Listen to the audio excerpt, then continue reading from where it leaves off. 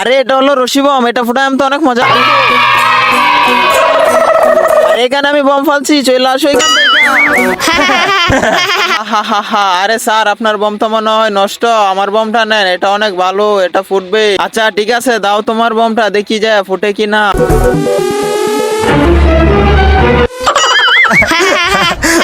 আরে তোর বম তো তোর মতনই নষ্ট হয়ে গেছে। गजब बेइज्जती है। আরে স্যার আপনি এই বমটা নেন, এটা ফুটবে নিশ্চিত। আরে এটা ফুটবো তো নাকি ওর বমের মতো নষ্ট হইবো? আচ্ছা সমস্যা নাই, ফুটায় দেখতেছি। साले को बम से उड़ा दूंगा एक बार हाथ में आ जाए तो।